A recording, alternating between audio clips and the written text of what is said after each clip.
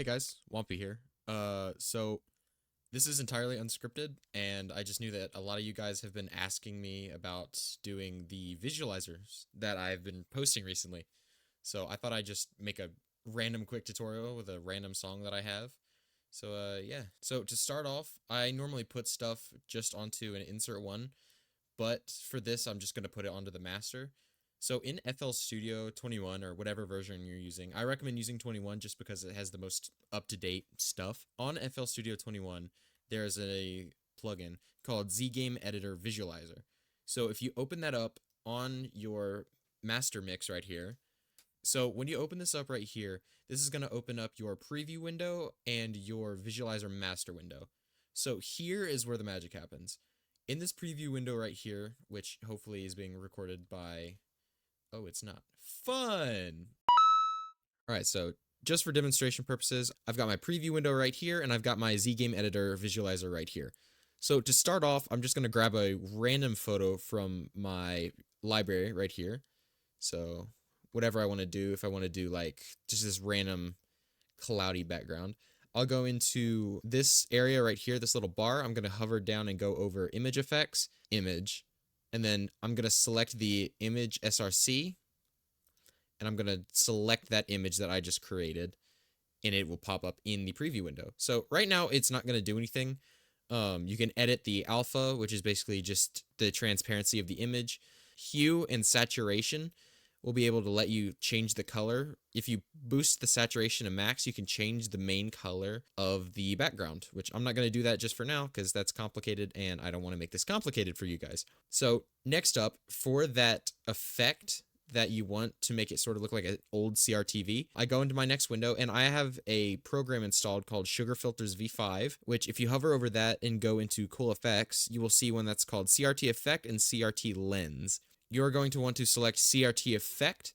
CRT Lens adds this sort of like flickery effect that I'm not really a fan of, and the CRT Effect just adds the sidebars, which we want.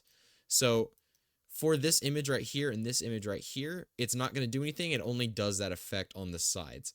Also, when rendering, I recommend putting it at a 4:3 aspect ratio, which gives it that boxy old TV aesthetic. Now that we're going to jump into here, for the bounce on the beat, so for every beat right here, you hear on this tick, the metronome,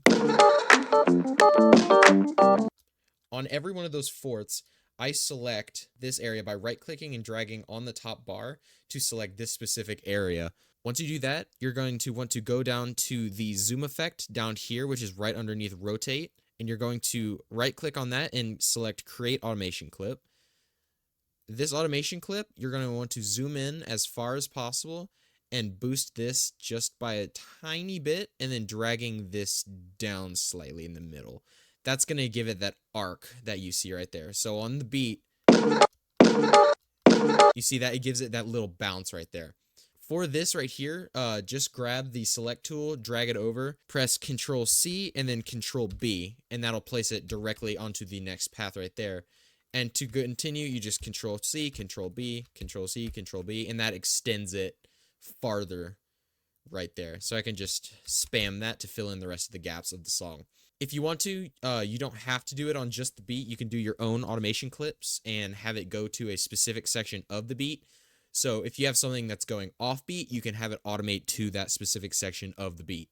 So now that we've got these in place, whenever I play the song, it looks like this.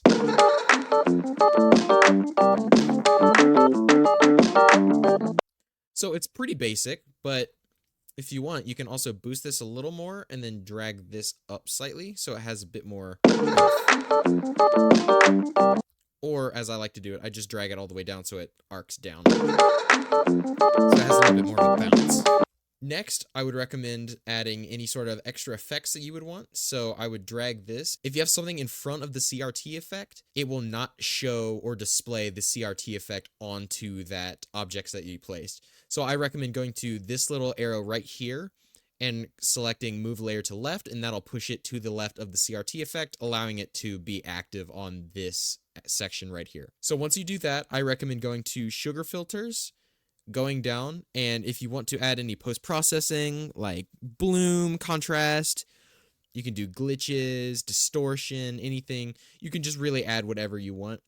But what I recommend doing, if you want to have an old like vinyl aesthetic to the song, I would recommend going to Audio Spectrum and Vinyl. That'll add a spectrum right here in the center, which looks like a vinyl record. You can change the size. You sadly cannot change the X and Y coordinates of it. It's locked to the center, which is something that I think they're fixing in Sugar Filters version 5.1. But if you just want that old record aesthetic and it goes onto the beat, it will just look like this.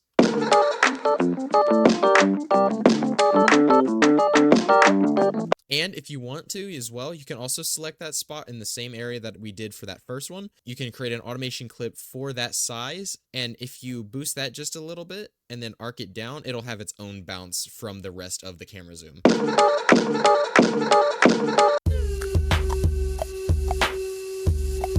So it has its own little effect to it, which makes it have a little bit more dynamics in the rest of this song. So if we do the same thing with the Control B right there, again, it is just Control C, Control B, hover over it, Control C, Control B. It adds it to the last section of where it was. And once we do that, it'll just look like that.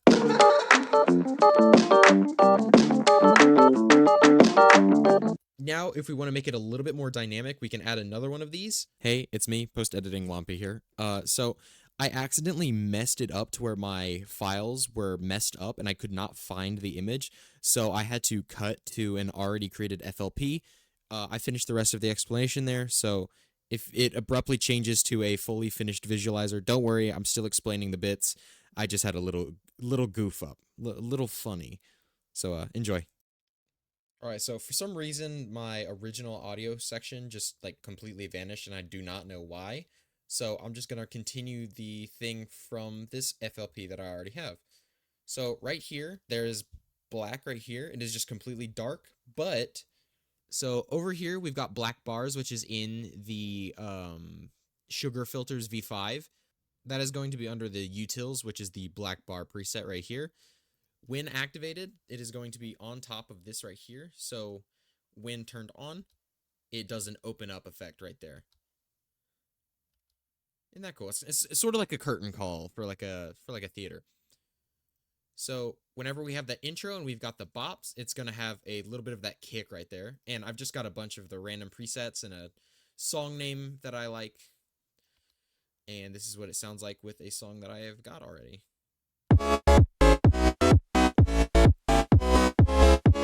So it's got that intro effect to it.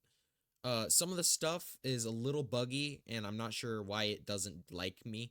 So next up, we have those arrows in the back. If you see those right here, I've got a looping effect right here where I've got a position of one of the arrows, which is starting at 100 going to 50, and then I have one going from 50 going to 0.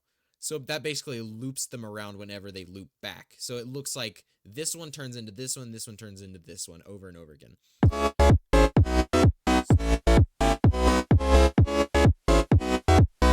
So it keeps that chain basically going in a circle constantly. Next up, we have the position of these right here, which when I open the curtain, you'll notice these bars right here zooming out. That is just a position X change where I am moving it from this side, it's hidden over here, and I'm having it arc down into the actual visualizer itself.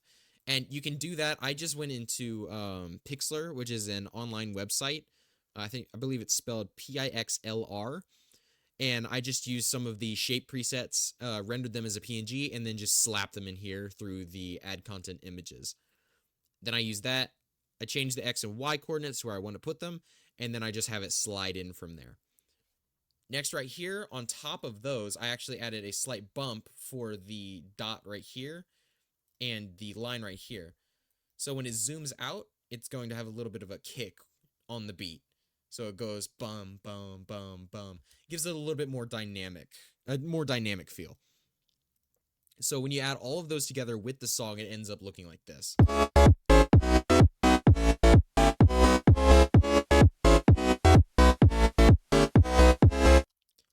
So now that we've got that right there, we're also going to add this right here, I believe is the logo bounce. which is just a logo from a random artist that I like. This right here makes the logo in the center have a bounce effect, which goes along with the automatic in-house zoom, which gives it a little bit more of a push in the song, and it makes it look a lot nicer. Now for another element, when you do this, these two right here are adding a bounce effect, which is just increasing the zoom size from the start and lowering it just a little bit. I have these set from 76 to 74, and I just altered the tension between the two. Depending on the arc, it's going to change the effect. So if I bring it up this way, it's going to be delayed. But if I alter it back,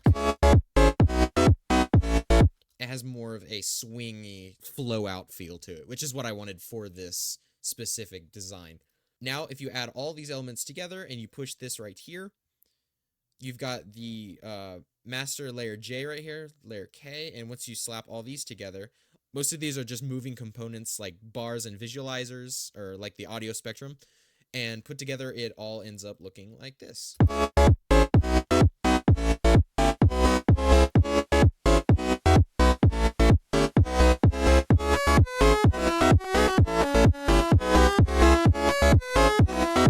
And once I enable everything over here, which is just a bunch of movements, this bar right here zooms in from the side just like this does right here. These Japanese textures right here have their own bounce as well. This has its own bounce. The background is just a GIF that I have running at 60 FPS in Engine right here.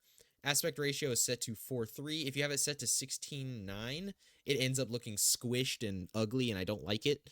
4:3 gives it that old CRTV feel, and that's what I like going for nowadays, because 4:3 basically is just the old YouTube aspect ratio, and people are finding that nostalgic nowadays, so I'm using that nostalgia bait to my advantage. Plus, I mean, it just looks better. I mean, come on, that looks like a TV. So once I put everything together into here, it ends up looking like this.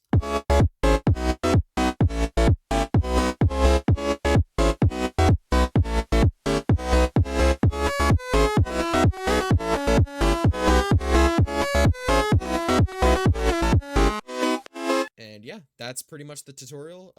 If any of you guys have any questions, please tell me in the comments or something. I'm not really good with tutorials, and if I missed anything or you have any specific questions that I missed, because sometimes I'm an idiot, just leave it down below, and I'll try and respond to every comment that I get.